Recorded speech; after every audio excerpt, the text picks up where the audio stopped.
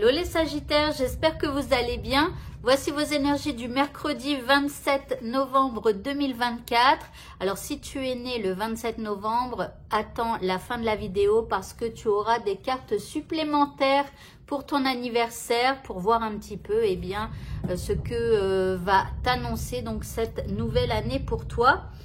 On commence avec votre état d'esprit. Cette fois, je reviens à tous les Sagittaires pour les énergies donc du mercredi 27. Eh bien, nous serons dignes et nous allons comprendre que nous méritons le meilleur pour nous-mêmes, que nous méritons d'avoir une belle vie, que nous méritons, enfin voilà, tout un tas de choses. Donc ici, une belle énergie.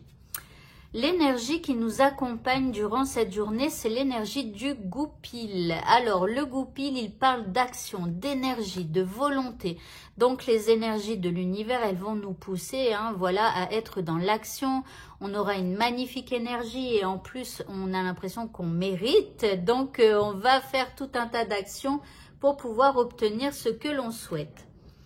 Par rapport à ce qui vous préoccupe maintenant et que je ne mélange pas mes cartes, alors ici, par rapport à ce qui vous préoccupe, vous avez la carte de l'élément air. Donc ici, on voit que vous allez avoir une vision claire par rapport à ce que vous vivez. Ici, vous allez être un peu plus dans votre tête que dans votre cœur parce que vous allez voir les choses et être plus dans le raisonnement que dans le cœur. En deuxième carte, eh bien, vous avez du succès. Donc, je pense que vous allez voir clairement les choses et que vous allez du coup utiliser votre intellect pour aller donc vers le succès. Et en troisième carte, ici, nous avons la grandeur céleste. On nous parle de bonheur, on nous parle d'alignement. Donc, les choses s'alignent, voyez. Et ici, en utilisant votre tête, eh bien, vous allez vraiment faire avancer les choses.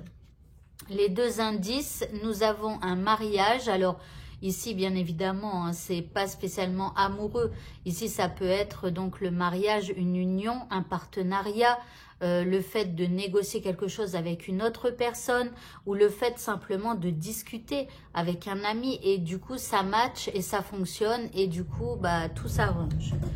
Le deuxième indice magnifique, c'est la carte chanceuse, la carte chance. Donc, c'est la plus belle des cartes de ce jeu. Donc, vraiment, il se passe quelque chose de vraiment bien pour nous en ce mercredi.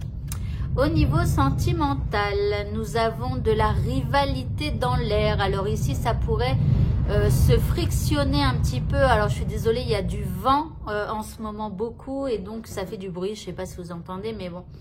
Donc ici, ça pourrait se friter un petit peu pour une énergie tierce. Alors ça ne veut pas dire qu'il y a un deuxième homme ou une deuxième femme dans l'histoire. Une énergie tierce, ça peut être aussi par exemple de l'alcool, de la drogue, enfin voilà, une dépendance quelconque qui vient un petit peu polluer la relation sentimentale. Ok, en deuxième carte, nous avons ici, bon, l'été, on parle d'atmosphère chaleureuse et détendue. Donc, je pense qu'il pourrait y avoir quelques frictions et puis au final, ça pourrait donc tourner à votre avantage. Alors, tant mieux. En indice, eh bien, nous avons la 3G, la 4G, la 5G. Vous n'êtes peut-être pas sur la bonne onde, sur la même longueur d'onde au tout départ, je dirais. Et puis après, vu que l'atmosphère devient plutôt chaleureuse, je dirais que enfin vous vous captez. Ok. Pour le mot de la fin qui n'est pas la fin, puisqu'après il y aura le tirage pour ceux qui sont nés le 27 novembre, que je ne me trompe pas, c'est bien ça. Alors, le mot de la fin, c'est la déesse Maève qui nous parle de cycle et de rythme.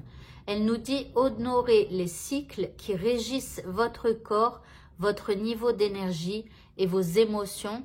Donc ici, tout fonctionne par cycle dans la vie, que ce soit des situations que l'on vit, que ce soit des choses physiologiques de notre corps, etc. tout fonctionne par cycle et il faut accepter que parfois on ait des émotions un peu changeantes. Voilà, bon, à moins que ça perturbe l'entourage, etc. et que ce soit trop, là il faudra faire quelque chose. Mais si, voilà, c'est des petits hauts, des petits bas, voilà, mais l'un dans l'autre, la roue tourne, vous continuez d'avancer et tout se passe quand même plus ou moins bien. Donc là, c'est bon, vous êtes dans le bon rythme, je dirais.